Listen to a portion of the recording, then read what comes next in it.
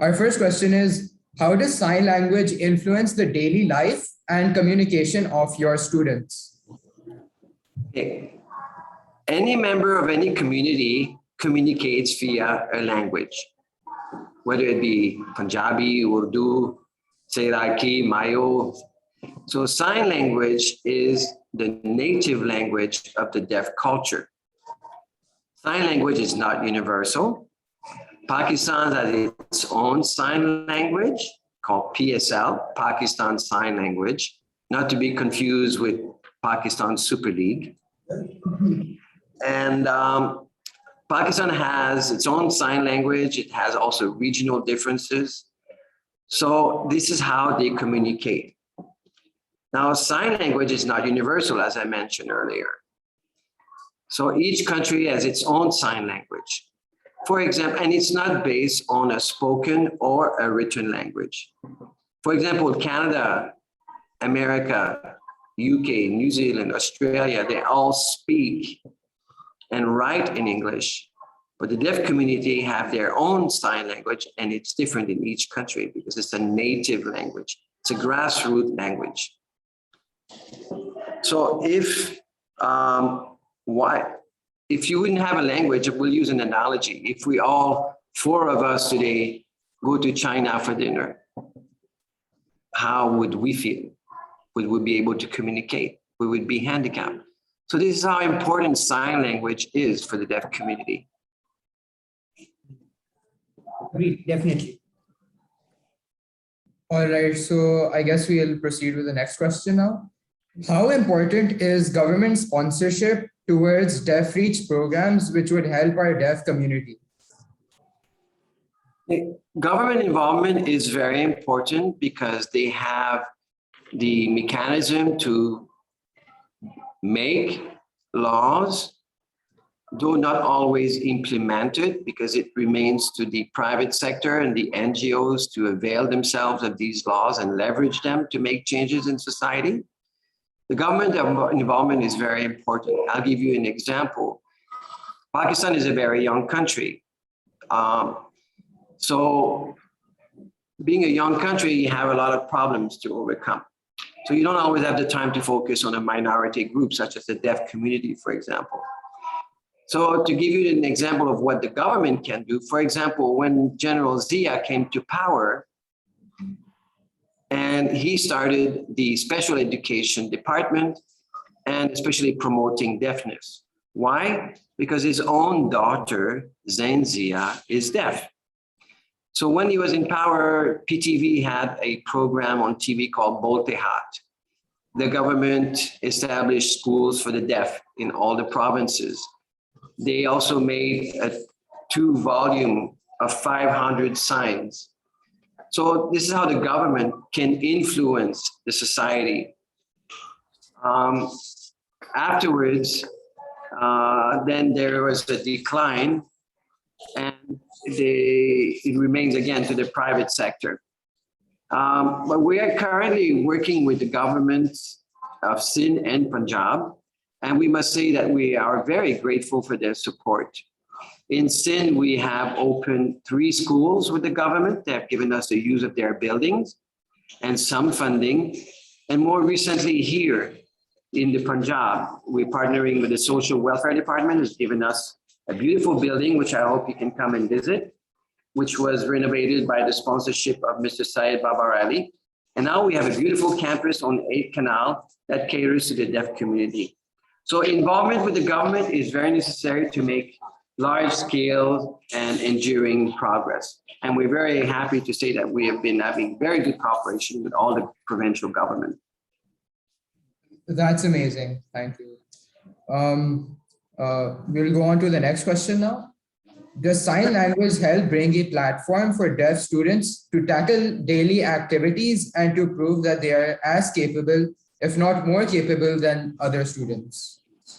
Very much so. You have to remember that if today you were to come in our campus and sit down in a class that is being taught in sign language, who would you term handicapped? Who would be the handicapped student? Us. And it's because simply it's a language. So if you are given access to education in your native language, in the case of the deaf community, which is in sign language, if you're given access to education, then there are no differences. If you do your research and you Google what types of job deaf people do in industrialized countries where they have had access to education since your childhood, you will find that they're lawyers, they're dentists, they own their own business, they're head of university or they're head of colleges. So there is no limit. They're on equal par. But again, if you look at industrialized country, they've had 200 years maybe of stability, and where the rights of minority groups, such as the deaf community, the government has empowered the public to be able to give them access to their basic needs. So then there's no difference. They can achieve just as well as you do. All right. Thank you for your insight. Next question. Have your students ever felt discomforted at times if and when people have discriminated against them on the basis of using sign language? And if not, then how loyal has society been towards the use of this means of language? As a minority, and as what you would call term disability, yes, you are shut out of many services that the hearing people can get. You go to a hospital, you can access a doctor. A deaf person goes to a hospital, he can't access a doctor with such ease. Again, let's use the analogy that if we go to China today, then we'll have difficulties. But you know, the mindset is changing and changing rapidly, thanks to the advance of the advance of the internet. The means of communication is changing. In Pakistan, it's also very changing. There used to be a stigma attached to people with disability or people with deafness, but it's now changing. We have had a project with KFC since 2008, where we suggest to KFC to hire deaf people and open an outlet with them. And they did that in University Road in Karachi, opposite Urdu College. And what happened is that the immediate impact was to give job to deaf people. But the larger, more powerful impact was that it put a deaf person, a hearing person having to interact with a deaf person to order their chicken. And the result was fantastic. And to this day, KFC project is ongoing. They keep hiring deaf people, and they're not putting them in the kitchen in the background. The public has to interact with the person. So the mindset of the country is changing rapidly.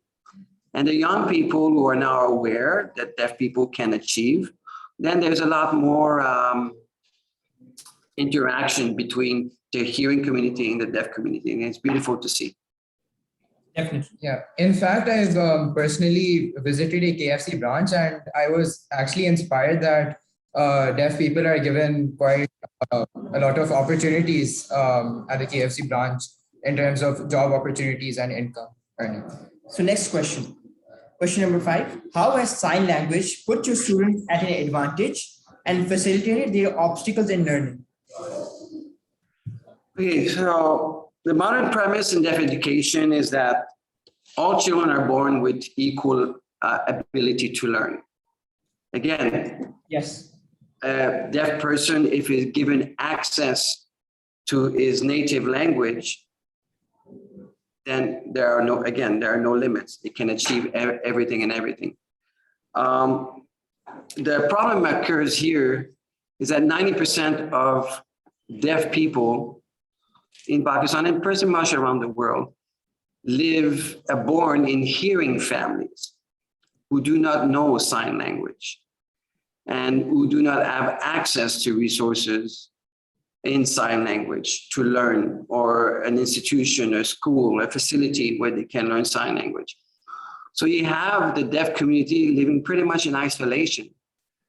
And unless the parents really reach out to professionals, or move out from smaller cities, small towns or villages to bigger cities to be able to find such a place, then these young deaf person will remain in isolation and basically have no language. We've had an example of that recently, in that we were able to find jobs for deaf people here in Lahore in partnership with the Sapphire Finishing Mill Limited, who makes pants for exports. It's not Sapphire Finishing, it's not Sapphire Textile, it's Sapphire Finishing Mill.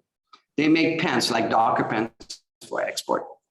Well, we have a young man who's in his early 20s, who's been living in isolation in his household for the most of his life, never interacted with the deaf community, and came here to ask us for a job. And he has basically zero sign language, so zero communication because he's living in isolation. So he was able to get a job, get trained, thanks to Sapphire, and also be then with 24 other deaf people every day, 6 days a week, to be able to learn the sign language. So there's a lot of catch up to do. So if you're not taught in your language, there's a huge vacuum that needs to be filled. And we need to guide parents for that. And in Deaf Reach school system, we have 7 campuses, 5 in Sindh and 2 in the Punjab. And on a monthly basis, we pick and drop their parents, whether it be the mother, father, or siblings, or anyone in their family that want to learn sign language are most welcome to come to attend the classes. And it's making a huge difference. Because when the students go back home, then there are also someone that at least can learn the basic, can communicate the basics with them. That's great. That basically provides them comfort in life, right? Yeah. So, again, use an analogy. I'm sending you to China tonight. Somewhere in the middle of China, you don't know Mandarin, they don't know English or do Punjabi, and they'll never learn the language. You'll be living in complete isolation for the rest of your life. It'll be a struggle. You may be able to live, you may be able to get your basic needs met, but you won't be able to live to your full potential. Yeah. And that's what's happening. Yes. We would like to move on to the next question. Do the institutional facilities provide a comfortable environment for you, and have your rights remained unexploited as of yet? What does that speak of society in your opinion?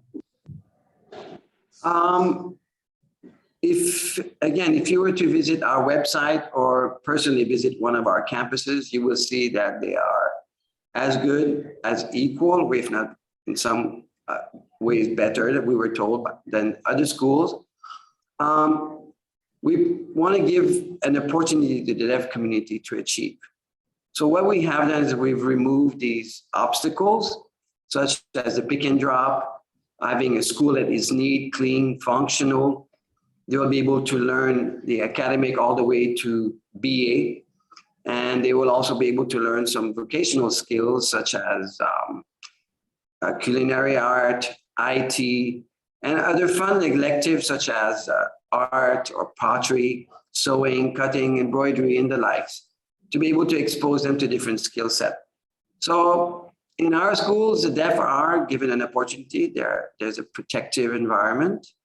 The teachers, 50% of our teaching staff is deaf. In the case of Lahore, the principal is also deaf. So I think in this case, the deaf community is empowered and also protected, and give them a chance to grow and develop their skill set. And the fact that we also interact with the corporate sector and are able to find jobs for the deaf community in an environment where the employer also understands the need of the deaf community, where they also hire interpreters. So there's a bridge between the hearing and the deaf world in the workplace. So I see the future for the deaf community in Pakistan getting a lot better than it was 25 or 30 years ago.